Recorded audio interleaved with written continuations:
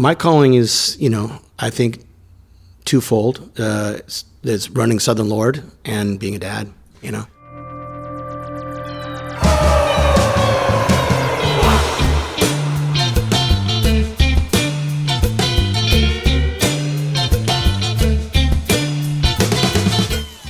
This is Joe Wong.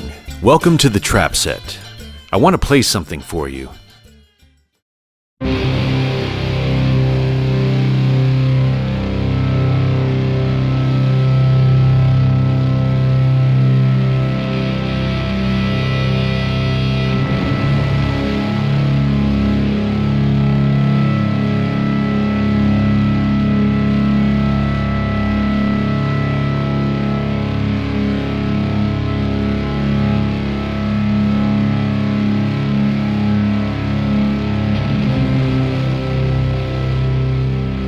You're hearing Troubled Air by Sunn, featuring my guest, Greg Anderson, on guitar.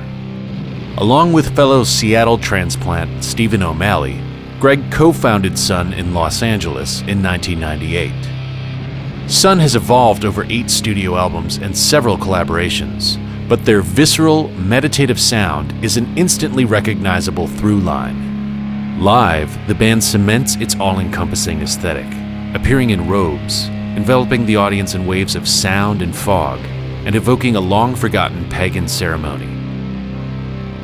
Aside from playing in Sunn, Greg runs Southern Lord Records, which has released work by artists such as Sleep, Magma, Pelican, Probot, and Friendship.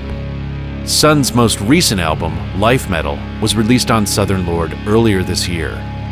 I spoke to Greg in downtown Los Angeles. And now my conversation with Greg Anderson.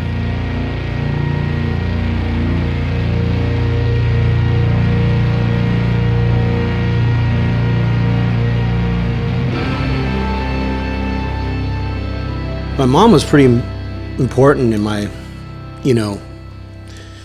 in turning me on to music and getting me excited about music in the first place. She was always really excited about, really into music. She was really into a lot of singer-songwriter stuff. She was really into Neil Diamond and stuff like that. My mom was huge into Neil Diamond. Yeah. You know what? I took my mom to see Neil Diamond once, and it was fucking awesome. That's great. But my mom was she grew up like a huge Beatles fan, and Rolling Stones and The Who and stuff like that. So she was always really encouraging, she was playing stuff for me. And then when I would listen to it on my own, listen to the classic rock station or whatever, she was really, always, encouraging me. And she was into the fact that I was getting into rock. And then she took me to my first concert when I was 9, which was Kiss with their makeup on the Dynasty tour, which was kind of a life-changing event, really, for me. Going from listening to stuff in your bedroom and in your house, these records, and seeing pictures of things, to having it so vivid and just visually there in your face was just, and the volume was really made an impression on me, from the beginning, What instruments did you start with? The first thing I did actually was when I was 15, I started singing or screaming for a hardcore punk band. And then that didn't last very long. There was a lot of fun, and I learned a lot, and it was great. But it didn't last very long, as kind of things don't last very long when you're 15. Yeah, 15. It's you're on to the next thing so quickly, or bands don't seem to stick around very long. But I really as soon as that band broke up, I wanted to teach myself how to play guitar.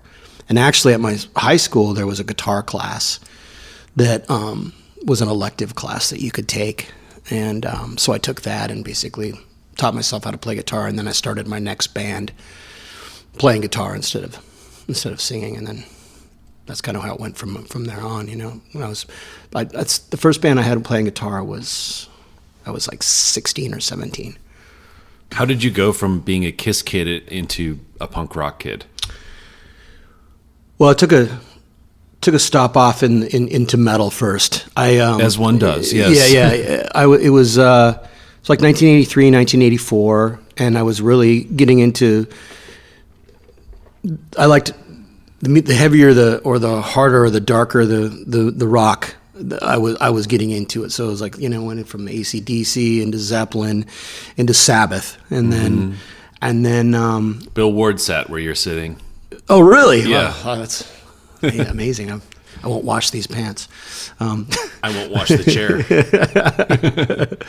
But and then at our local library, Shoreline Library, they had a copy of Kill 'Em All.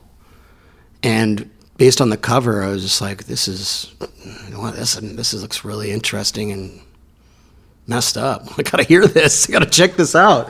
It's free.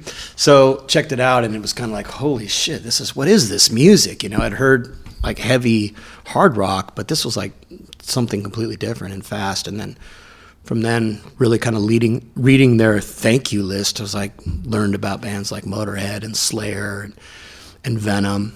And went from there. And after a while, I had heard that, again, by reading the thank you lists of these bands, that it seemed like there were these other bands. Somebody told me, oh, yeah, man, those bands are way, way heavier and way faster. And so I got into, punk hardcore bands like DRI and COC and Crucifix and Die Kreuzen and bands like that. Milwaukee shout out, Die Kreuzen. Oh, man. There we go. That record was really important for me. And even the 7-inch before that, the Cows and Beers, was really great. But I heard the 12-inch first. And I was just blown away by the intensity and the sort of the realness of the music. I mean, I got to see some big concerts. I saw Metallica on the Ride the Lightning tour, which at that time was, like 1,200 people, not very many compared to what they became, but still, like, for me, that was a huge concert. And for a band in those days, that was really big. Yeah, now there's like 1,200 people on the crew for a Metallica show. Yeah. But back then, it was like, and you couldn't get close to the band. It was like you were still pretty far back. And so when I got to see a hardcore band, when I went and saw a hardcore band for the first time, I couldn't believe like how you could go right up to the stage and you could actually jump off the stage, and met the band after the show, and there was a real sort of just like intimacy and realness there that was just like there was no bullshit, and no ego between the band and the audience, which I thought was really amazing, and that really kind of got me inspired to start do things on my own. I started my own punk band, did my own fanzine, put on shows. What was the fanzine called? The fanzine was called United Speed. And how many issues did you make? I think I did 2, and they were small. It was a pocket-sized zine that was like 8.5 by 11, folded in half and in half again, type of thing, and then cut so that each page was really small. But it was like I was really getting into. It was like it was the crossover era, so it was like going from metal, getting into punk, and then a lot of these punk bands and hardcore bands were going into metal. So it was like this whole sort of mess of music together that I was wanting, that I was really into, and was going to feature in this magazine. They're featured in this magazine. Yeah, it felt like there was, much stronger delineation between genres in the pre-internet age. Like where there were punk kids and then different kids were into metal. People would use music as an identifier more than maybe kids do these days. Yeah, in Seattle, when I was getting into this in the mid '80s, there was this really cool fusion though that was happening where. Metal kids were getting into punk like I was, and punk kids were getting into metal, and the bands were sounding like that too. And Seattle was always just to me, it was always very open to different kinds of sounds and different things, and it wasn't so territorial, or there wasn't so many restrictions or borders that people followed, because there wasn't much music that actually came up there because we were sort of isolated being in the Northwest. So bands a lot of times would stop at San Francisco, maybe go to Portland. And then there was also there wasn't a lot of clubs in Seattle, and there was some issues up there with shows. So a lot of bands wouldn't come, so we didn't get to see a lot. And the population was smaller. Yeah, I mean, it was a small little city as well.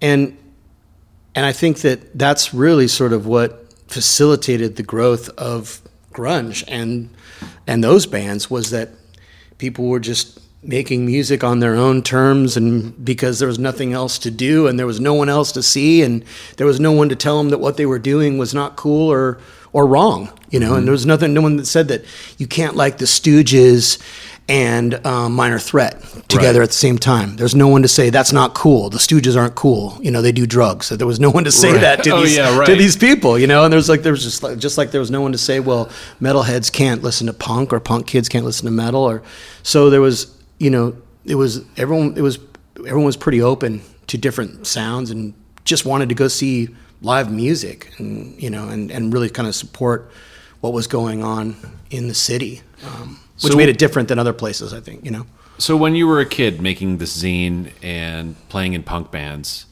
did you have a plan for how you wanted your life to go, or an ambition? I didn't really have any aspirations or expectations, honestly. I mean, for better or for worse, like the punk rock community and the ideology of it sort of made it so that success or becoming a really skilled musician was kind of frowned upon in a way. Like, just, it wasn't what it was about.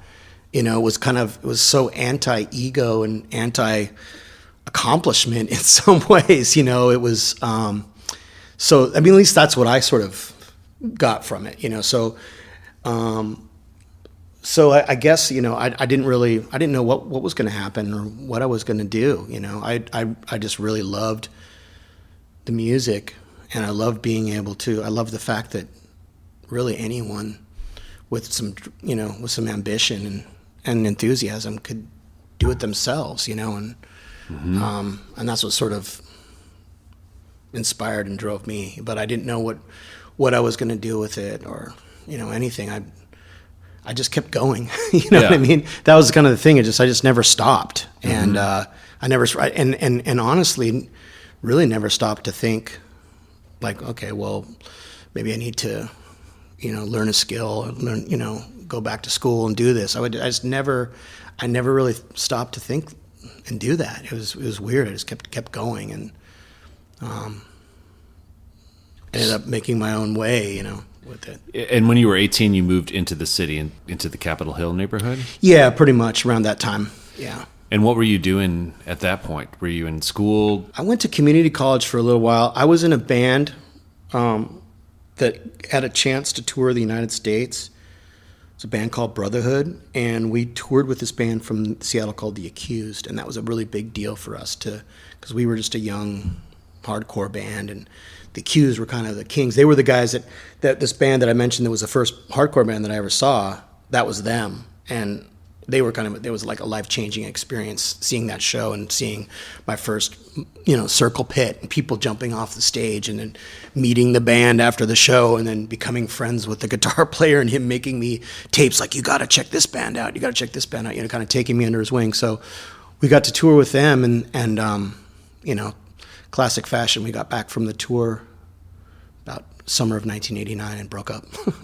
And then it was just kind of on to the next band. It was like, my tastes were sort of changing at that point. I was moving from away from hardcore into sort of more of like what was happening in Washington D.C. with like bands like Rites of Spring and Embrace, and so I was like really into that kind of music and sort of taking sort of that intensity that you were using to make hardcore and kind of channeling it into some different kind of more emotional music, I guess, in some ways. And, just kind of for a while there, as my taste changed, the style of the bands I played in followed that taste, throughout kind of the early 90s, when living in Seattle. How did Sunn come together? I met the other guitar player, Steven. He actually went to my high school. And there was some younger kids in my high school that there's this guy named Mark Holcomb, and I dated his sister. He was my high school girlfriend. And she had this little brother that was really into The Cure and Love and Rockets and goth, you know. And he saw these T-shirts that I was wearing, like these Minor Threat and DRI and these different hardcore bands. And he's like, you know, what is that? And so I played him and turned him on to hardcore, and then became friends with him. He started bands and everything, just like I was in. You know, he started his own bands. But he introduced me to this. You know, they were like these clean cut, you know, kind of athletic dudes, straight edge kids. And one day I was hanging out with his sister, my girlfriend, and they brought this dude over with long black hair and sideburns, and I'm like, who is this guy? You know, I'm hanging out with these clean cut, you know, suburban kids, and like, oh, this is our friend Rocker Steve. And me and Rocker Steve started having conversations. He started telling me about all this like underground metal, and I'd been kind of hadn't been listening to the underground metal. I was more into like punk and hardcore at the time, and it was cool. He was just like really enthusiastic, and then we really sort of hit it off, and became really good friends. And then fast forward a couple years, we started playing some music together in a band called Thor's Hammer, and this was in Seattle, and. Him and I just got along really well. We loved playing music together. We were really into, you know, he would turn me on to like, you know, Swedish death metal and stuff like that I hadn't heard before, and I would turn him on to kind of more weird experimental stuff like Kaspar Brötzmann or Melvins, things like that. And we started playing music together, and Sunn was a continuation of playing music with Steven, really. We had two bands together in Seattle before both of us moved out of Seattle. One was called Thor's Hammer, and the other one was called Burning Witch. And then we both moved out of Seattle, and eventually we both moved to Los Angeles together. I had already been there, and then he eventually moved a couple, like 6 months or a year later. And when he moved here, we really, we just wanted to keep playing music together, so we decided to, it was just really just kind of messing around, playing with, you know, basically stringing together as many amps as we possibly could, and usually getting pretty high and playing music together, and really sort of in a really free form kind of way, without drums or vocals or anything. It was just really about playing really playing music at a really like extremely loud volume and just playing riffs together. And it didn't have any expectations of what we wanted to do. We just wanted to play music together, and that was it. So that was like 1998. We started in Los Angeles. And I had other bands I had another band at the time that was kind of, you know, more serious, so to speak. It was called Goat Snake, and we had a practice room downstairs, and that was in downtown rehearsal. And that was that was a band with like, you know, bass, drums, vocals, guitar, more traditional kind of band. But Steve and I were just like, well, let's just play our guitars together and play some riffs, you know. That was it. And that's how it started. Do you think that you were able to get somewhere deeper because you weren't thinking of it as a serious band, quote unquote, like by just kind of opening up and playing? Did you happen upon something that you might not have if you were, you know, trying too hard? Looking back now, definitely. At the time, we didn't even, you know, we weren't thinking, of course, we weren't thinking like that. Yeah. But it's kind of, it's ironic that the band that had no expectations and honestly was really just about playing for ourselves, you know, kind of selfish in a way. It's ironic that band has been the most successful thing that I've ever done, you know, like it makes sense in a way though too, it because does. It's the kind of closest representation of who you are as a person. That's right. Yeah. It's weird. Of course, you know, it took me a long time to realize that, you know, and then it kind of made it even more special. You know, it's like, wow, this is something really unique that we've created here, and we're really fortunate to be where we're at and to have people actually like the band, you know. When did that feeling occur to you? probably in the probably like 2002 or 2003, right around the time we released the White One record. I think that's when I started to hear about you guys. That's when a lot of people sort of took notice, I think. It was really different, I think, it was different for us, that's for sure. And I think that, I don't know, I think that maybe my perception is that maybe people thought one thing about the band, and when they heard that record, they're like, oh, this is not what I thought about it. Oh, this is different. And I think we were maybe one-dimensional to people. I think the band was a little bit one-dimensional at the beginning, the first couple records. And that was kind of the point, really, to be honest with you. It was like we were, really directly paying homage to Earth, the first two Earth records, and early Melvins as well. Were you friends with those guys when you were growing up in Seattle? Melvins I knew because before they moved, those guys moved out of Seattle in the like 86, 87. But that was one thing that I'm really fortunate for, is that I got to see the Melvins. I would go see almost every single show they played from 1985 to the end of 1986, and they played a lot. And it was really influential for me. But they were a strange band, it was because it was like, at the time, I was so obsessed with fast music and hardcore, and the Melvins weren't really a fast band, But they were intense. But they were intense, and they were heavy. And it made sense for me because I really liked Black Sabbath and I really liked Black Flag. So it made sense. It was kind of like, whoa, this band is like inside my head, because they've just like smashed together these two incredibly great bands in one thing. So, and they did have in the beginning some faster songs. It just depends on to me, my perception was, what's going to piss off the audience? Like, is it going to piss them off to play real fast, or is it going to piss them off to play real slow? Because we can do both, and they would do both. And it was really cool. And I loved both of it. I thought they were really great. So that was really, and then I got to know Buzz and Dale and Matt a little bit, but I was younger, and I think I was just like, I was like a fanboy kid, And it's funny, like, Dale, they those guys moved to LA and become friends with Dale and his family, and I still feel like a fanboy around him. It's like it's that weird thing when you're with somebody. It's like you revert back to your younger self sometimes when you're talking to somebody that totally. You've known for that long. Happens a lot. It happens in waves where you're just having a regular conversation, and then totally. Like, oh wait, you're Dale Crover. Yeah.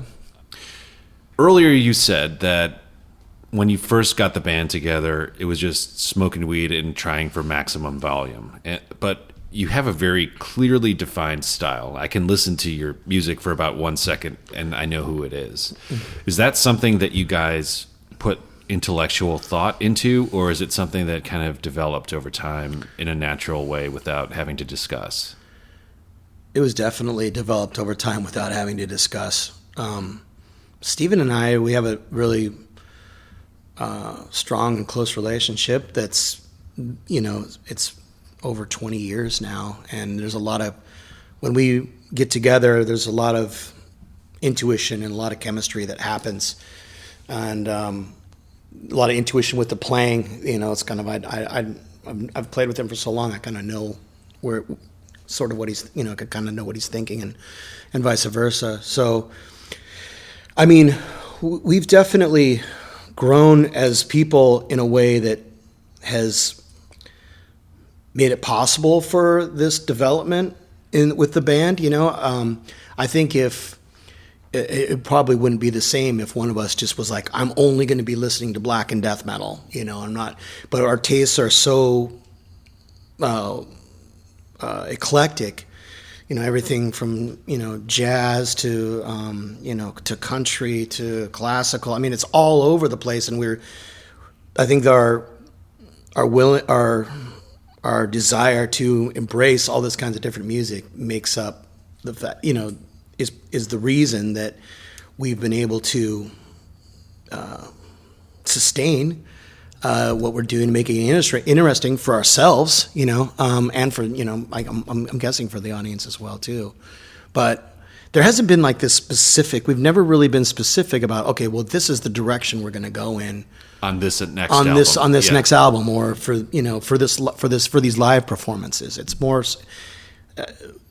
We really try to keep it open because that's the way we've always done things, and that's what's comfortable for us is to be open and to be able to sort of move in different directions at any kind of given moment, if it's appropriate, or if that's what we'd want to do. Do you still smoke lots of weed? No. I mean, when we were in our late 20s and stuff, we were experimenting a lot with drugs and stuff like that. Nothing too harsh or anything like that, but mushrooms and ecstasy and things like that. Sometimes some pills, but I think we've come to the place in our lives where that was a good run, but it's not necessary. It's also it's interesting. You have kids. You can't be fucked up and raise kids. No, not at all. But I think it's really kind of cool because you sort of come to this point in your life where, or at least we've been, I guess we're lucky that we've come to this point in our life where it's like, well, the drugs were great, but that's not what made it happen. Right. And that's not what made it great. That's not what made this music great. It's the magic feather. Yeah. It's our relationship, and that had made this great, and the people that we got to play with and stuff like that, rather than like, a good batch of drugs or something like that. Yeah. And I think that's one of the reasons that it continues to sustain. This band is 21 years old this year. So. It's old enough for a drink. Finally.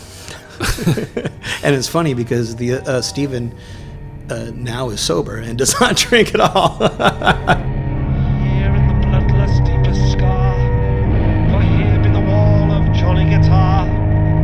Here in the bloodless deepest scar, for here be the wall of Johnny Guitar.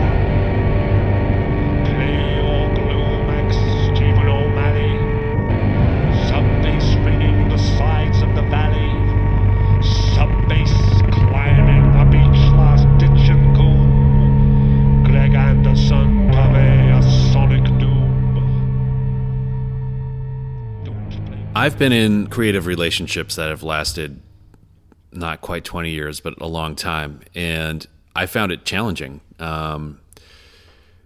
What are some of the strategies that you've developed to keep the relationship strong and to keep the creative element vital? Yeah, it has been really challenging, and because especially Stephen has really developed into a very talented experimental musician, and he does tons of different collaborations and projects, and it's really interesting to watch. Some of it, to be honest with you, I don't really necessarily understand or connect with, but I'm always stoked for him and proud of him. But we've definitely had our fights and our disagreements for sure. But I honestly think that having kids really has helped me deal with being a better friend and a better partner in this relationship, because there's a lot of it for me was just really sort of being patient, and just sort of accepting of when someone makes a decision that you don't agree with, or wants to do something with their time or music that you don't like, but we always find time to come together and play music, and that has always made it worth it over the years, to have that. I want to kind of drill into that a little bit. So are you saying that when you had kids, you had to learn how to be more accepting of people and learn that you do not have control over other people and Somewhat, yeah. So how is that how it and just sort of, I mean, it's really sort of dealing with these issues of sometimes of jealousy too, when somebody has a really cool opportunity. Stephen does a lot of amazing things. He travels the world. He goes to Israel. He goes to South America. He's doing these incredible collaborations with other people, and sometimes I feel like I would get jealous of that, and then that takes away from Sunn, but so you mean that the feelings of jealousy take away from Sunn? No, that what he was doing was like, okay, you're doing this, so we're not going to be available to do anything for that month or whatever. You know what I mean? So it's like splitting his time, but I have the same thing going on in my life, only it's the label, the business, and the family more rather than music. So I think for me, part of the jealousy was, well, maybe I would like to do more music, but that's not where I'm at in my life. I'm a father and a business owner. Do you feel like you're more of a musically monogamous person?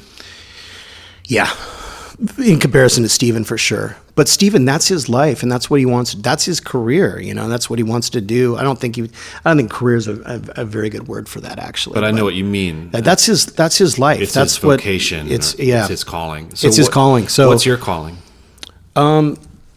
My calling is, I think, twofold. It's running Southern Lord and being a dad. And Southern Lord started in '98 as well, right? To put out the first Sunn record. We actually put out the first record that Steve and I played on together, which was the Thor's Hammer. Oh, the Thor's Hammer record. Okay. Sunn record didn't come till a little bit later. Okay. But it was the same period of time. We were both living in Los Angeles, and the bands that Stephen and I had been in, the two bands, Thor's Hammer and Burning Witch, had these really great recordings, and we just couldn't find anyone interested to put them out. And I just thought we both thought they were great, and we were really proud of them, and we thought it would be really cool to have them. Both bands had basically broken up at that point, but we thought it would be cool to have them documented and archived properly. So it's like, okay, well, no one else is going to do it, so let's do it. Let's do it ourselves, basically. And who were your role models as far as being a record label owner? Oh man, Discord, Touch and Go, Sub Pop. Those are the labels that we really liked, and a lot of it wasn't necessarily. I mean, at different points in my life, I've been really into and followed those labels and things that they did in certain time periods, but not. I couldn't say that like everything that they put out was great. You know what I mean? But it was more about my perception of what they were doing. Their overall ethos. Yeah, of which Discord. my perception or the ethos of Discord. Yeah. Or just sort of how Sub Pop, the branding and what they did, and just how monumental, important that was in. Everywhere, but especially in Seattle, it was just like, it was like, wow, that's, so those were the inspirations, those are the labels that we really liked, or that I liked a lot, but we were also really into some of like really underground labels like Rise Above Records in the UK, who at the time were really, really small, but they were really focused on putting one specific style of heavy metal out, doom metal, which no one was doing, which was a lot of what you could classify the early Southern Lord releases as. And we made, we weren't ashamed of that. And a lot of our advertisements were like, true doom metal and things like that, because no one at the time was doing that. There's a lot of the metal labels were focused on thrash or death or black metal, so no one was really sort of focusing on this, sub genre that we were really into. And the bands Thor's Hammer and Burning Witch, that was basically the style of music it was. When did the label become self-sustaining?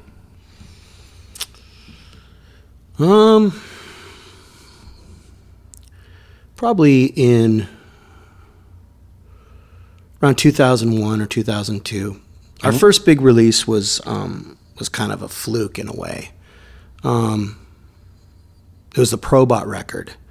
With Dave Grohl, and it was an amazing project, and it was unbelievable that we got to that we were involved in that. It was really cool, and I love that record to this day. And but it was just kind of, it was kind of out of nowhere. We'd put out these really underground records, but that was kind of the first release that sort of like, okay, well, this can happen. We can make this happen, but it was really hard at first, of course. And to scale up?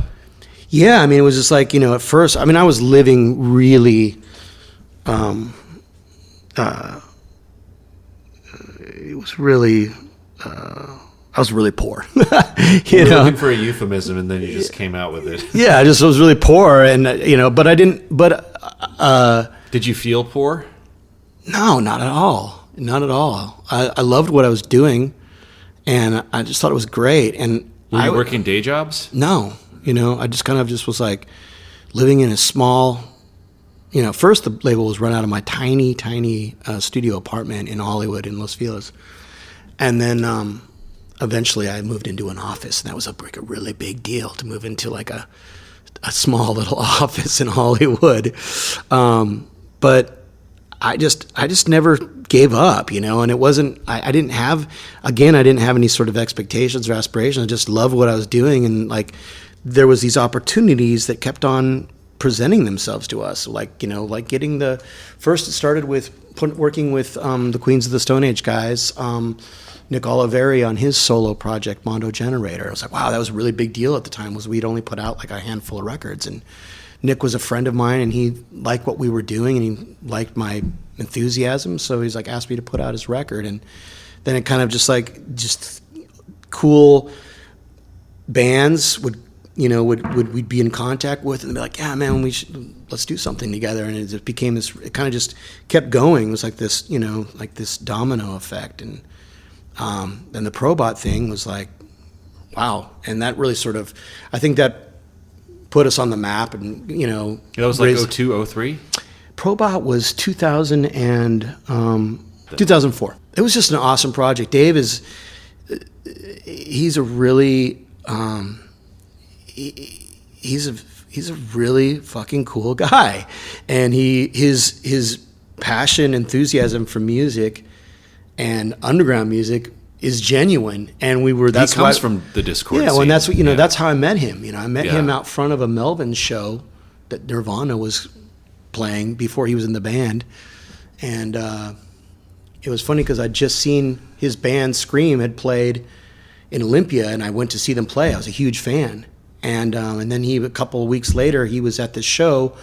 With the Melvins and the Dwarves and the Derelicts and Nirvana, and I'm like, hey man, what are you doing here? And he's like, oh, this band Nirvana, that they need a drummer, but I'm really here to see the Melvins. I'm like, me too.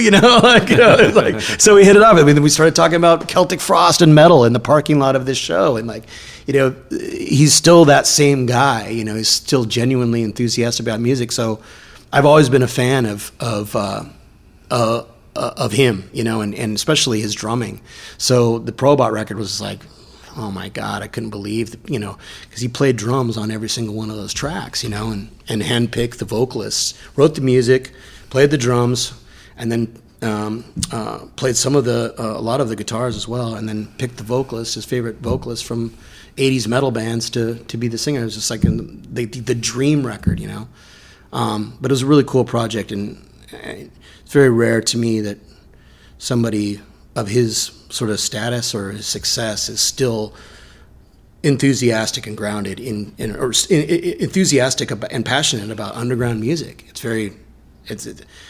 doesn't seem real, but it's totally real. You know what I mean? It's like, but that was a release that was really important in sort of getting our name out there. And after that, I think we were able to. Things got a little bit easier, but. What is the core philosophy of the label now? You said that you liked certain things about Sub Pop or Discord or Touch and Go. How would you define Southern Lord?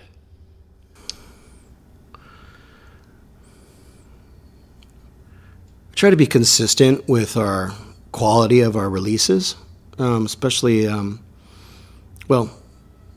only with the music that we choose, but the packaging. It's always been really important to us to have packaging that complements the record. You know, I was growing up, it's like some of my favorite records have the worst packaging. It's really flimsy and just sort of no thought went in. It doesn't seem like any thought went into it, and it always really bothered me. So my thought was on that was like, well, if the band is going to put all their energy and blood and sweat into this record, then we need to have a packaging that matches that, so that it's the ultimate package, you know, so to speak. But I don't know. I mean, I think that the common thread through all of the Southern Lord releases, I mean, I feel like the music that we've chosen to put out has changed and been different throughout the years, but the common thread to me is that there's a real intensity to the music, and the bands are for real, that they're really in it because they have to do it and they really want to do it, rather than some sort of ulterior motive like a cash grab or something like that, you know what I mean? Yeah. Well, anybody that's in the record business for a cash grab is a fucking idiot. Yeah. At this point, especially. But you know, I mean, especially living here, you know, it's everywhere, you know. So it's a good way to lose money. Yeah, totally. But I mean, I think a lot of people, you know, for a lot of people, it's more kind of like a passing thing or a hobby, and I like to think that the bands that we work with are not like that. You know, this is something that's very important to them and real and is meaningful to them. And what about your relationship with the bands? What is the label there to do, especially now that people can distribute their own music online? People can hire a publicist or whatever. Like, what is the function of the label today? We try to be there to facilitate what the band, what their vision is for the record, you know, and what they want to do, and hopefully present it in a way that matches that, what they were wanting to put out. Oh, the wide Missouri dwellers on the bluff, across the wide Missouri, never enough, no, never enough.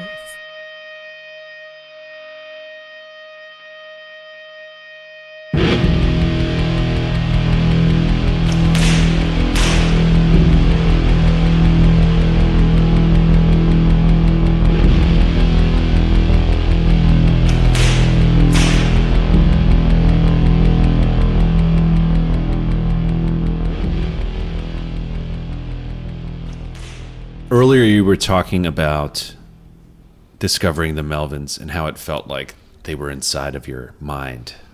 Just that the genetic material of their music was all stuff that you were in love with, too. Mm-hmm. And I've had that experience a few times in my life. And one of the times that I felt that was for Scott Walker's music. Mm-hmm. The stuff that he made in the 60s was the stuff that kind of hooked me in at first, but then I became like an enormous fan of his entire catalog.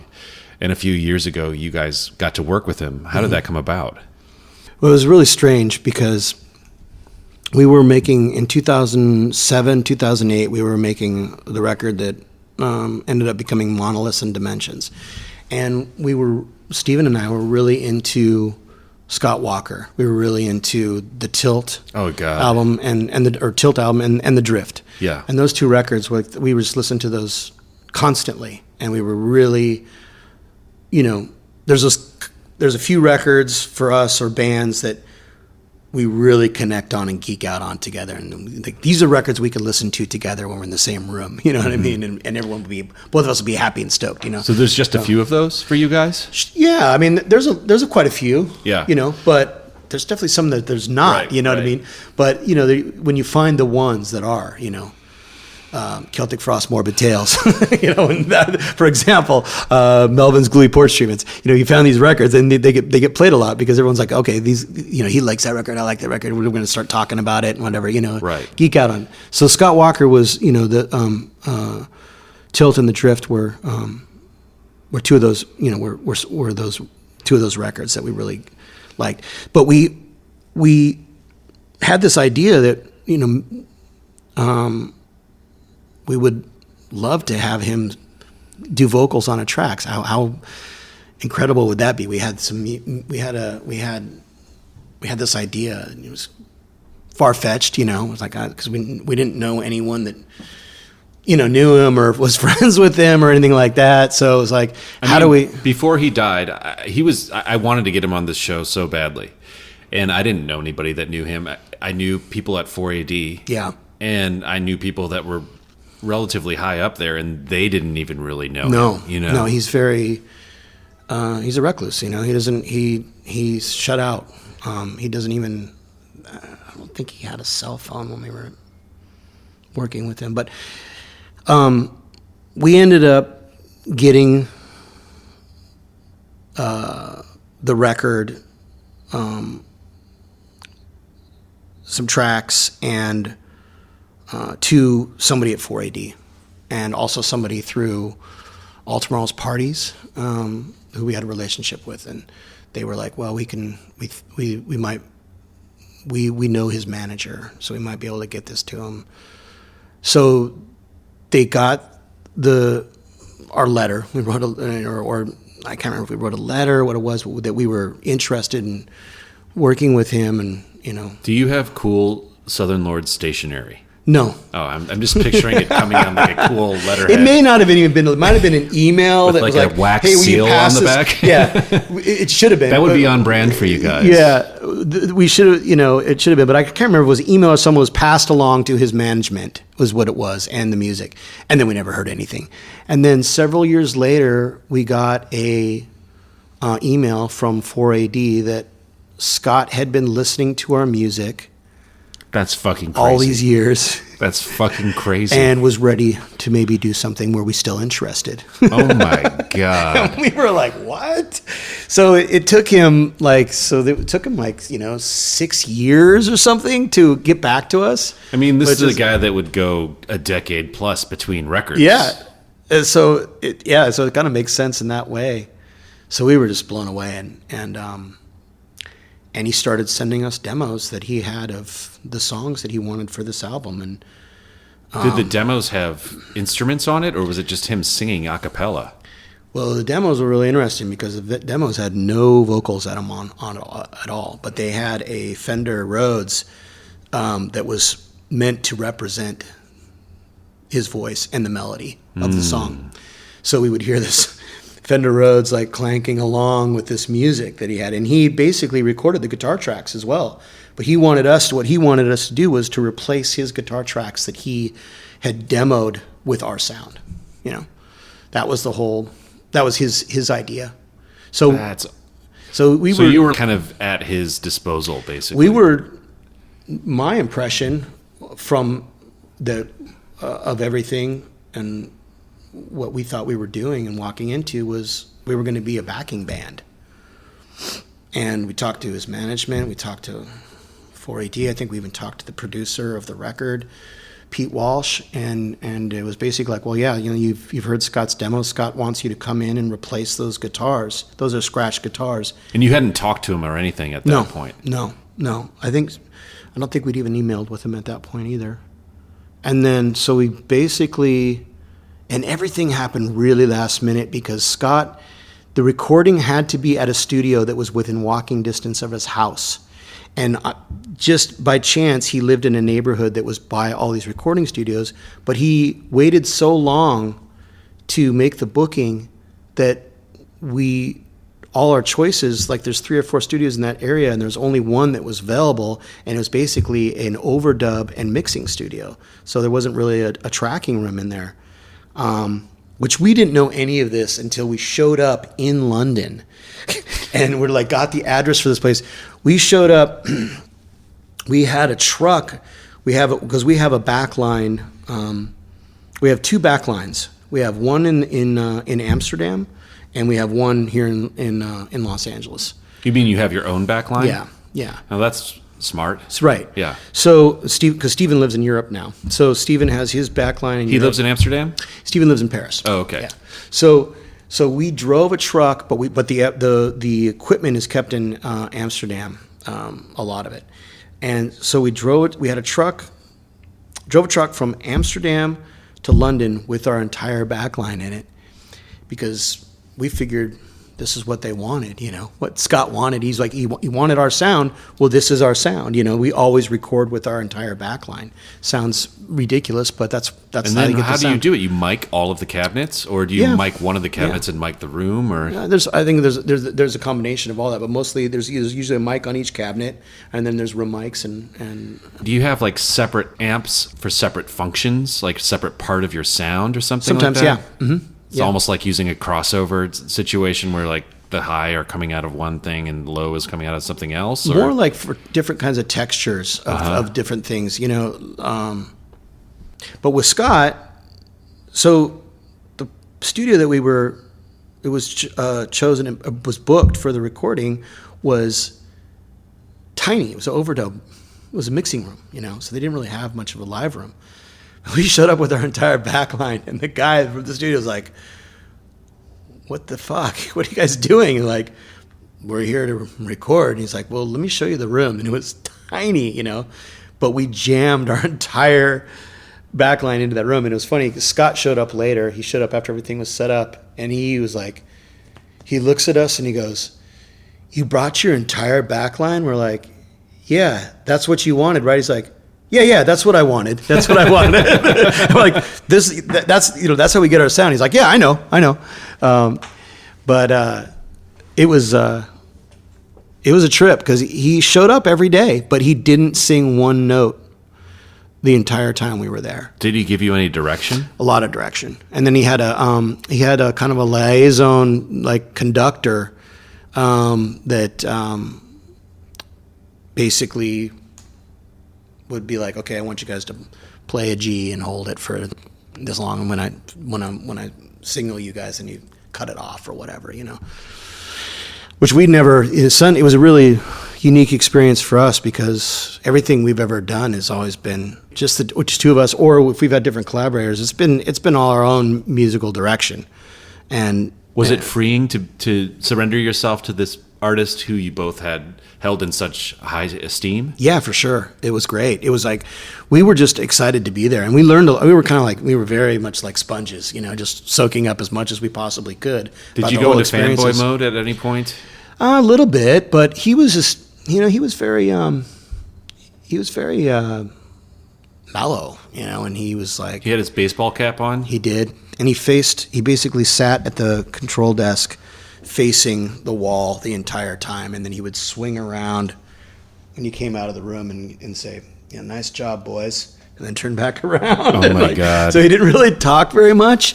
Near the end, he sort of opened up a little bit, and it went really well, and we got a lot done, and he was really impressed, and he actually even brought out a song that was unfinished, and he said, "Would you guys like to help me finish this song?"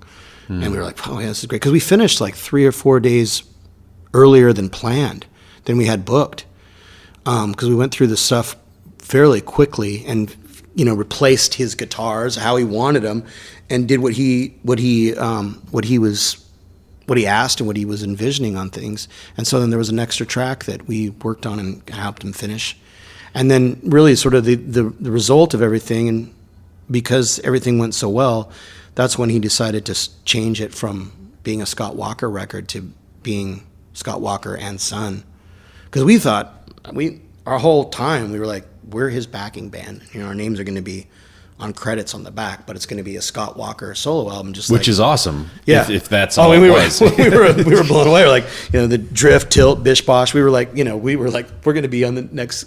We're the band, and we're actually Scott Walker's that was band. his last album, wasn't it? It was, yeah. That's really, really special that you guys got Yeah, to it was incredible. I mean, it was just really.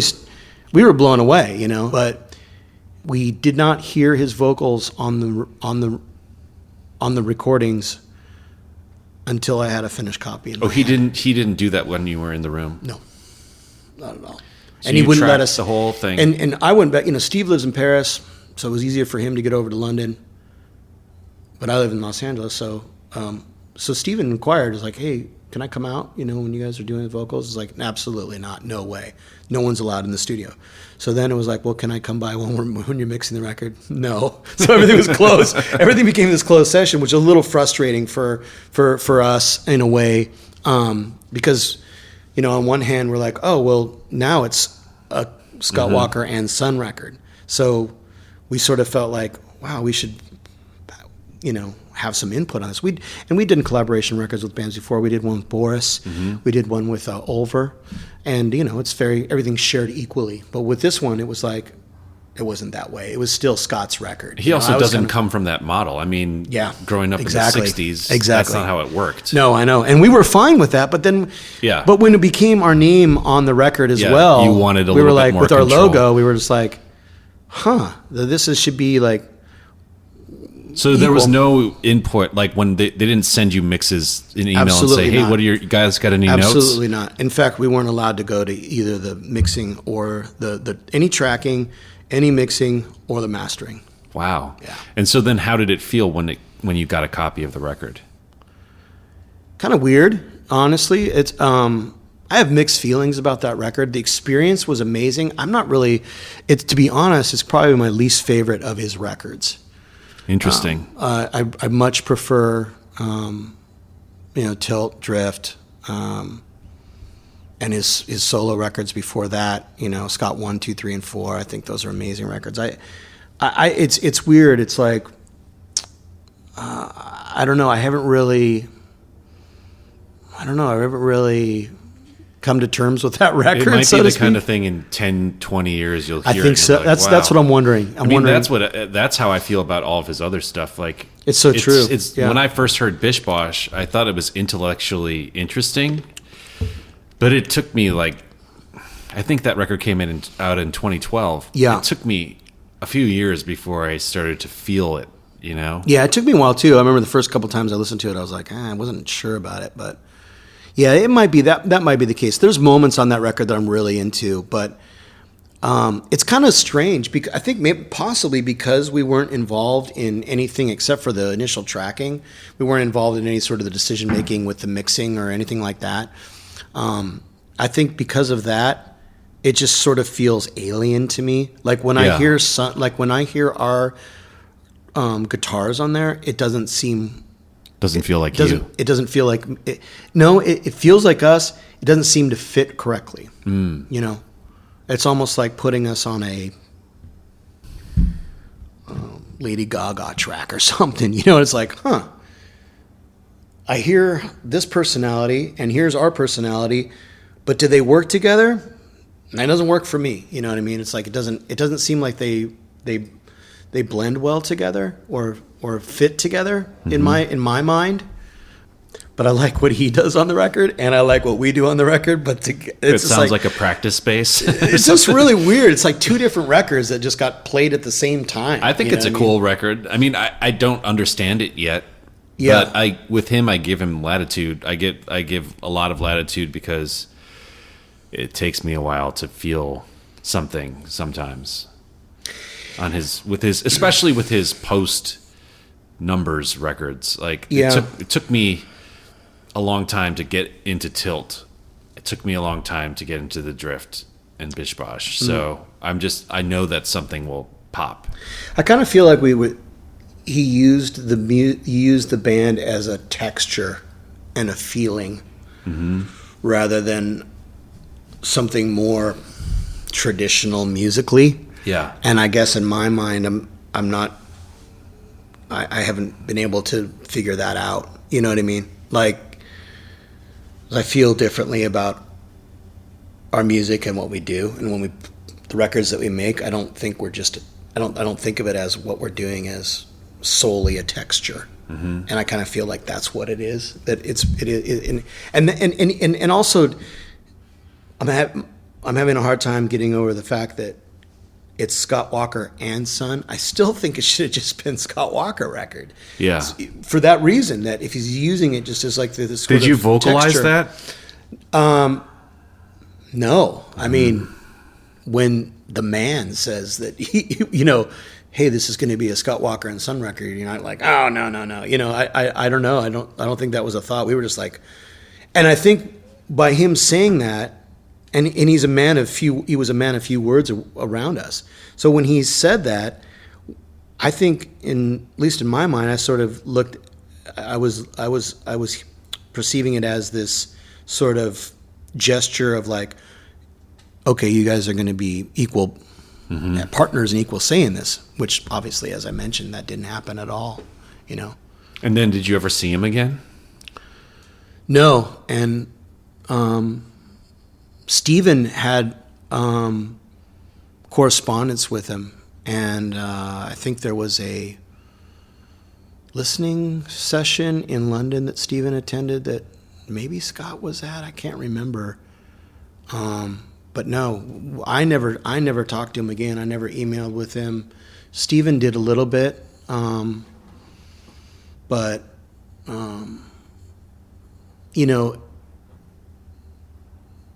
this is something I usually don't talk about, but he actually asked us to make a second record, and we said no because it was just exactly what I was talking about. He's like, I've started making some new music. I'd like to work with you guys again, and we were like, well, cool. Should we collaborate, write some music together this time? Mm-hmm. And he didn't want to do it. He wanted to do it exactly the same way that he did the Soust. He wanted to give us demos, and he wanted us to replace the guitars again, and the whole vision of the music was solely his, and so I was like, I don't why we already did that, like it says a lot about where you're at in your life that you felt comfortable saying no to somebody like Scott Walker at that point. Yeah, and honestly, man, it's been a little bit of it was Stephen and I disagreed about it. Stephen really wanted to do it, and we talked about it, and he agreed with me, and agreed that, like, yeah, because I was like, dude, we already did that, like, and maybe it comes back to what we were discussing earlier, where his trajectory led him to a place where he likes collaborating with lots of different people in lots of different capacities, whereas more of a musically monogamous person that wants to feel like you're in a relationship and not just in a one-night stand with Scott Walker, yeah, where he's using you and sending you home and never talking to you again. Yeah. Well, and I just thought, like, yeah, can it be better than it was before? Can the experience be any more profound than the first time? It was a great experience, and I still hadn't come to terms with Soust. I wasn't really sure if I liked the record or not. You know what I mean? So it's like, why would I want to do another one and do the exact same thing again? Because what we went through, like, sort of personally, after we did our tracking and then being shut out of everything, even though our name was on the record as Son. Is billed as Scott Walker and Son, that kind of stung a little bit for us. We were like, that's not how we do things, and that doesn't seem fair to us, and that's very strange, So we weren't really comfortable with that. So I didn't really want to go through that again, to be honest with you, because I suggested that. I said, Stephen said, hey, Scott contacted us, and he really wants to make another record again. I'm like, awesome, let's get into the same room and write some music together. Let's really collaborate this time, and we'll come up with some ideas, and we'll meet him in London and work on some music. And Steve said no, that he wants to do it exactly the same way that we did the last one. I'm like, well, why? Like, here we started this relationship together, and like I said, there was that moment in the studio when he was like, hey, I got this unfinished demo, let's work on it together, So I thought, like, something like that could be cool, like working on stuff together and writing and coming up with something really cool would be of interest. But I just didn't want to do the same thing that we did. We already did that, so why do it again? You know what I mean?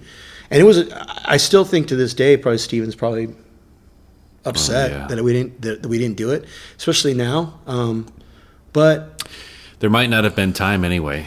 There might not have been, and I think that what we did and the fact that was was the last record, I think it's great. I mean, I think I'm very proud of that. I'm proud of the experience. It was an incredible experience to work with him in the studio. It was, even though he didn't sing in the studio, which was like, man, we really wanted him to sing, because obviously he's such a huge fan of his voice.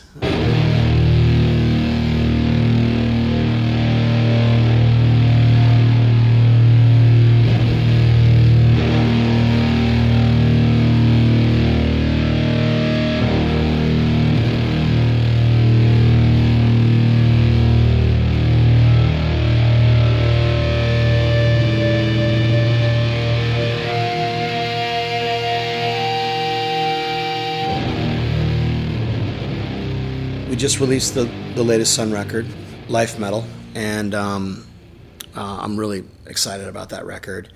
And then coming up on Friday, actually, we're releasing the new Pelican album, actually, and I'm really excited about that. And we have a lot of releases this year that are awesome. There's this really great band from Canada called Big Brave that it's our third record that we've done together. They're an incredible 3-piece, super powerful and intense. This woman sings, and her vocals are just incredible. And then later this year, we're doing releasing another Sunn record. It's also recorded during the Albini sessions. What do you do to remain emotionally engaged when it comes to making records and putting out as much material as you do? You said you're really excited about the new Sunn record. I mean, have there ever been periods where, as someone who's a self-described jaded person, like, have you ever lost that visceral feeling that you get from music? Or has it ever been a challenge to get into the place emotionally where you feel like you're opening up and leaving it all out there? Sometimes. I think that kind of comes with sort of living this dual life as a father and a husband as well, and having so much of your energy emotionally and physically tapped for doing that, But does that also feed the art? Yes, for sure. I mean, in some ways, it's like the art is the escape from that, in a way, or the relief, to have a different release. Mm-hmm. But there's definitely been times over the years where I've just sort of not been as interested or as enthusiastic about running a label, but a lot of that has to do with the business side of it. Can get draining and can get ugly sometimes, you know what I mean? Yeah. But it's never really the music or the relationships or meeting some of these people or having the being fortunate to work with some of these people. That's always been something that's kept it alive and kept me motivated. Sometimes the business side of things and kind of just gets to be a bummer and a drag, How do you figure out how to run the business? Do you have anybody that you can ask for advice? A lot of things that, for me, the advice that I got was really sort of seeing people make mistakes, Mm-hmm. What mistake have you made that you've learned the most from? I think sometimes I let the fan in me get carried away, and I make decisions based solely on pure,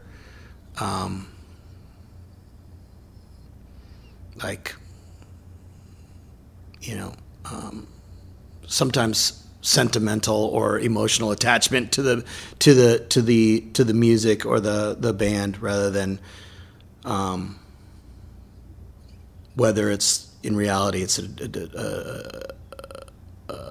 a good decision or something that's going to work out financially, Yeah, I mean, it seems like a tricky line because on the one hand, that instinct and that fan inside of you is what guided you to create the label in the first Exactly. place, and informs the most important creative decisions. And if you were solely running it like an accountant, the label probably wouldn't even still exist. Right. Exactly. So you have to find that balance between, the artistic passion and then the financial side, so that the thing can stay afloat. My thing is like sometimes on records or opportunities that I'm faced with, I have to remember that I just need to be a fan on this one, rather than put my time and money into it. Because a lot of time, what I've really learned lately is it's not necessarily about the financial side of thing; it's the time. 'Cause there's only so much time, and we really, I think, spread ourselves pretty thin, because there's so much great music that we like and want to be a part of and release. But sometimes I need to learn to say no and just be a fan. Sometimes it's really hard to do, and I've made mistakes that way. It's like, wow, you know what, this record, I probably, because now it's really, like I said, it's these days it's more about the time, like learning to manage your time to be able to be as effective as you possibly can for the releases that you have. It's hard because if there's too many releases and there's only so much time in the day and there's only so much resources and staff that we have. So I'm going through the same thing as a film composer, television composer. For so long I had to hustle so hard to get work and make ends meet, and now there's an influx of work where part of me wants to continue to say yes to everything. But the smarter part of me knows that I have to start turning jobs away or getting help, and not thinking so DIY about every little thing, because I owe it to myself and to the people that I'm working for to be able to show up 100%. And so that is more of like the thing of like trusting myself and knowing that, okay, now the work is coming in.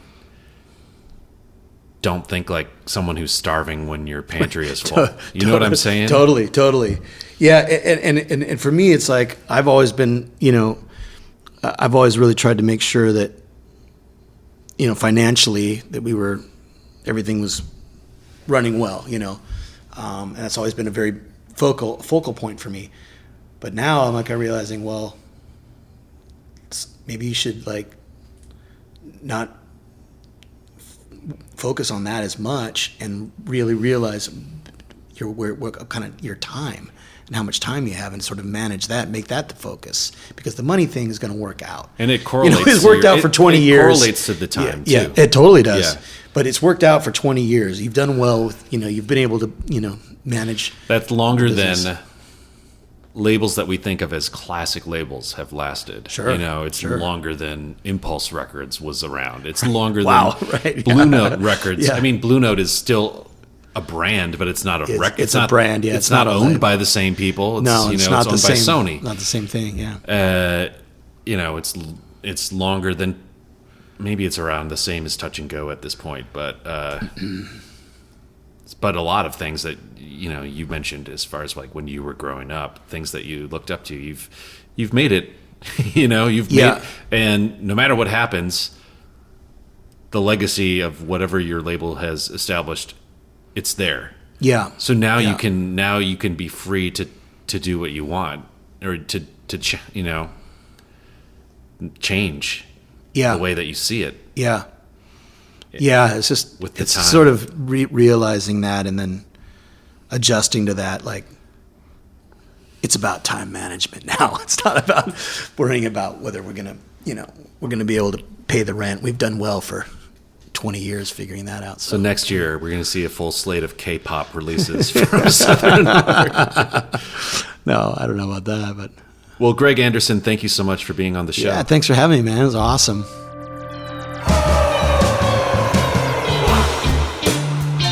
The Trap Set is produced by me, Joe Wong, along with Chris Karwowski, who also edits the program. Follow us on Twitter, Instagram, and Facebook at The Trap Set, and visit our website, thetrapset.net, to subscribe to our show for free. If you enjoyed what you heard today, please donate to our show.